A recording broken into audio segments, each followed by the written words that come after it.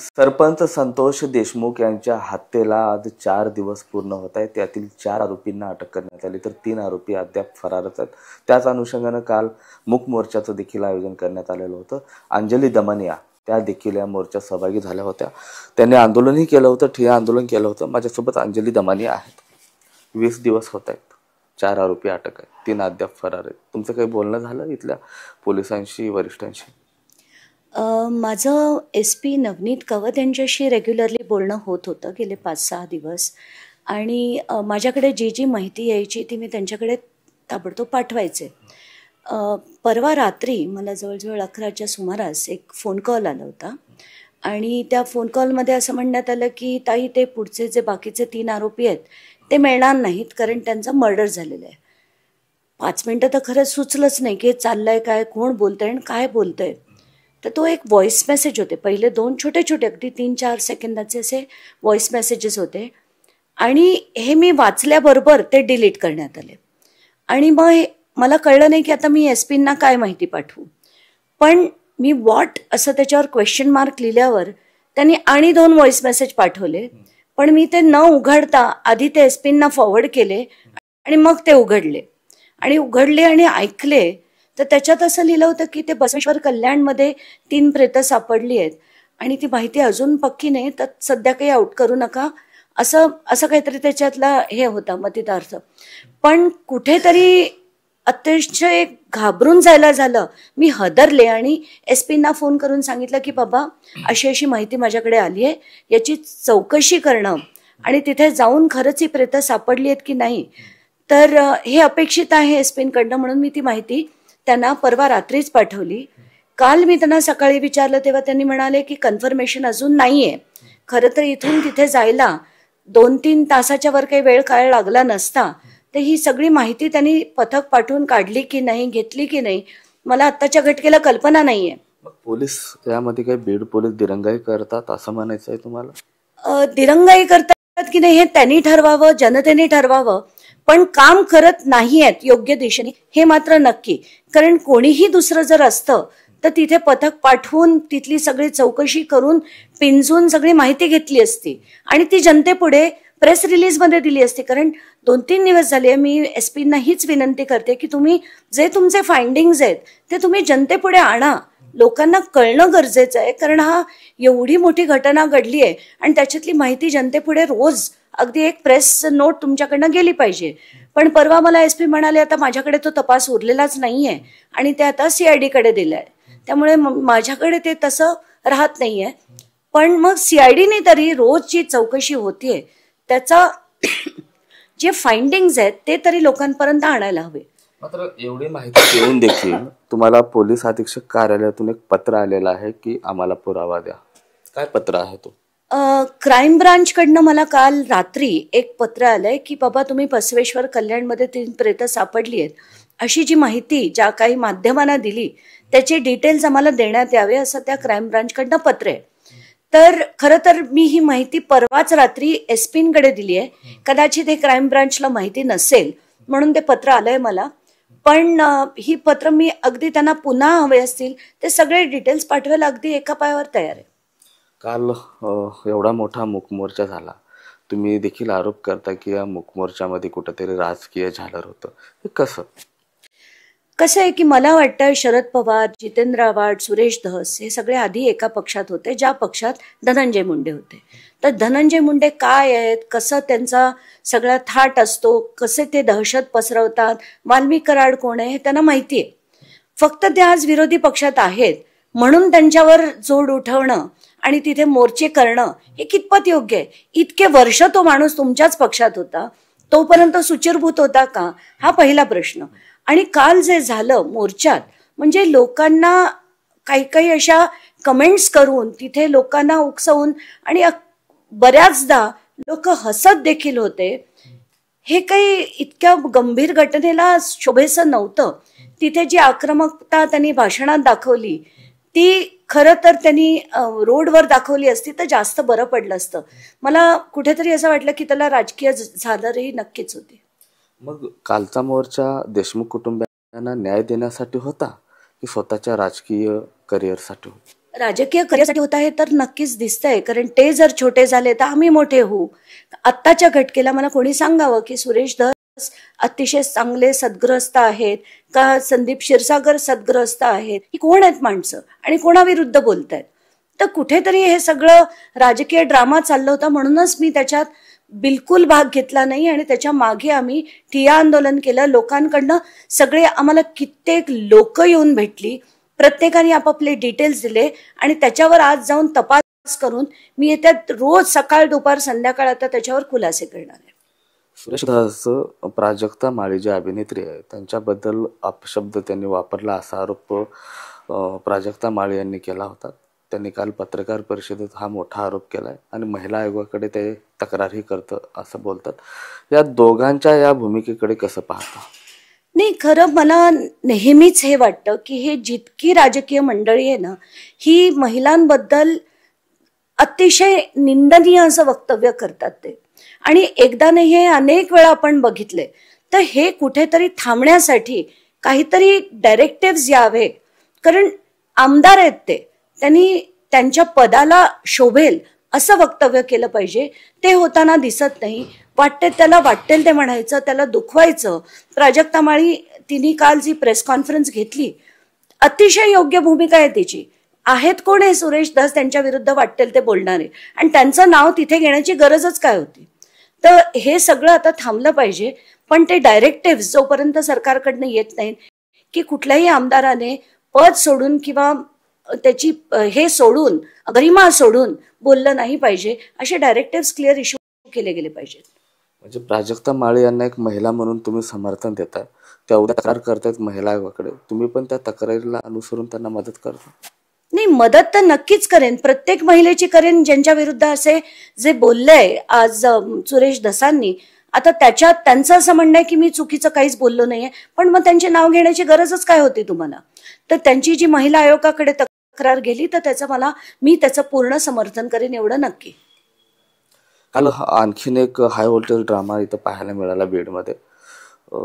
जितेंद्र आव्हाडांचा एक व्हॉट्सअप जो कमेंट आहे तो एक व्हायरल झाला. त्यामध्ये असं सांगितलं गेलं की धनंजय मुंडे यांच्या विरोधात जे करायचं ते करा, त्यांना मंत्रिमंडळातून काढून टाकण्यासाठी आपण मदत करूयात, असं एक व्हॉट्सअप चॅट आहे.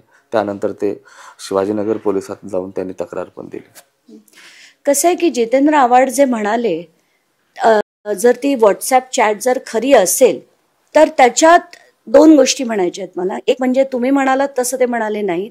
त्यांनी पैसे लागले तर खर्च करू, त्यांच्या विरुद्ध माल मलिदा तयार करा, अशा ज्या गोष्टी म्हटल्या आहेत त्या अतिशय गंभीर, आणि त्याच्यावर दखल ही लोकांनी घेतली पाहिजे. की जर तुम्ही हा ड्रामा, पॉलिटिकल ड्रामा करताय फक्त कोणाला अडकवण्यासाठी ज्याच्यात तथ्य नाहीये असं, आणि परत काही अमुक समाजाच्या लोकांना बोलवा, मुस्लिम समाजाच्या लोकांना बोलवा, त्यासाठी पैसे खर्च करा, तो मी तुला पाठवेन, म्हणजे काय म्हणायचंय तुम्हाला? तुम्ही काल जे केलं तो एक ड्रामा होता. खरं मनापासून लढायला शिका आणि जो विषय आहे त्या विषयावर बोलायला शिका.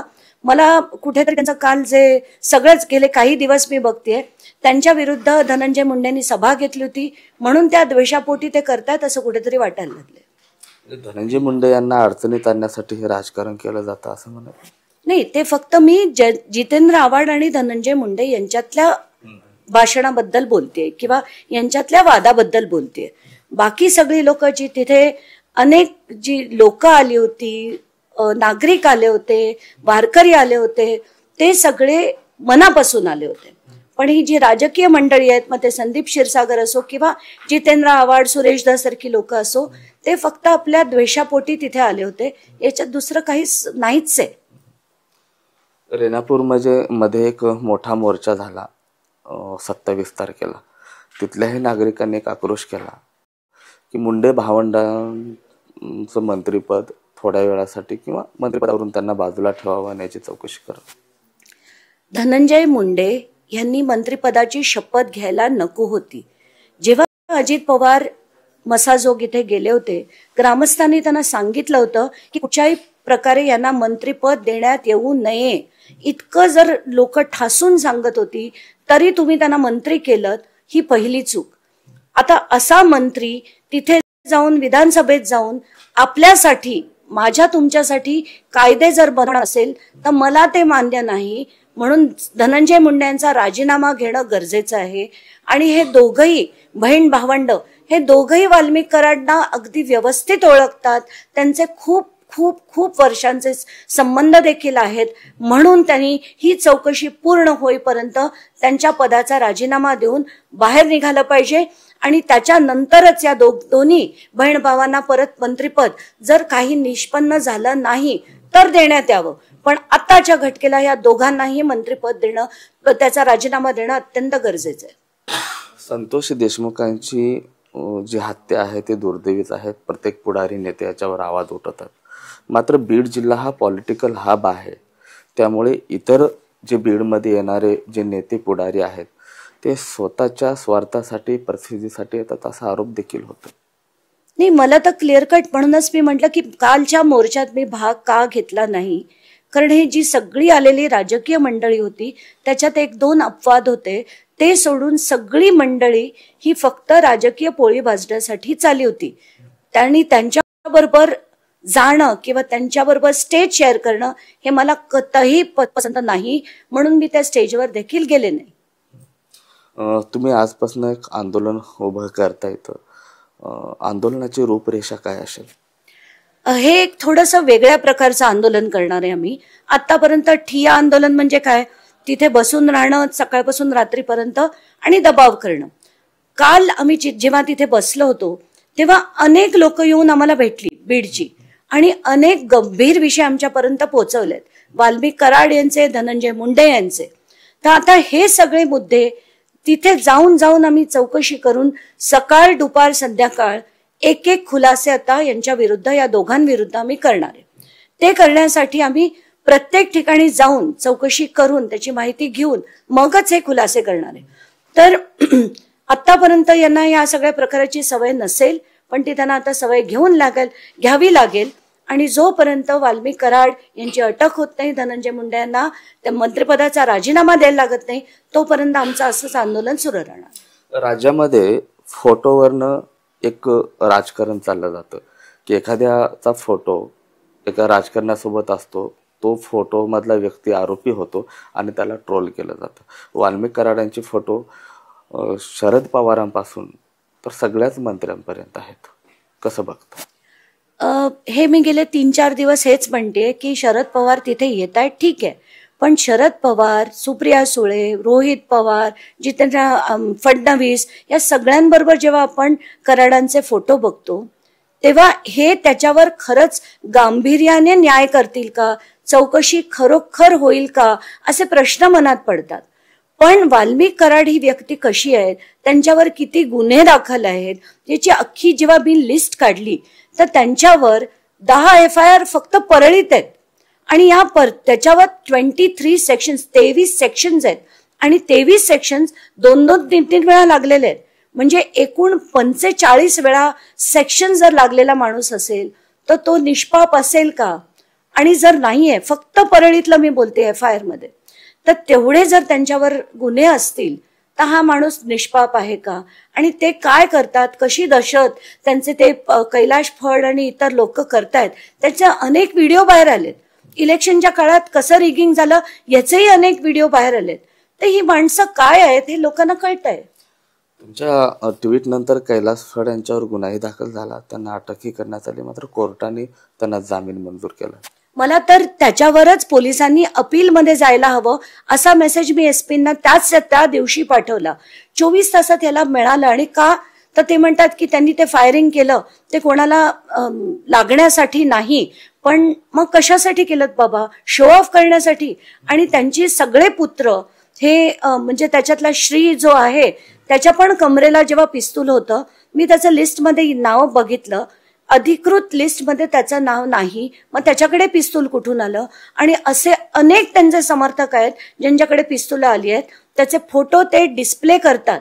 हेच नाही तर कैलाश फड यांचे सुपुत्र जे आहेत, सुपुत्र नाही म्हणतायत त्यांना, निखिल फड, ह्याचा एक व्हिडिओ आहे जो मी तुम्हाला दाखवेन.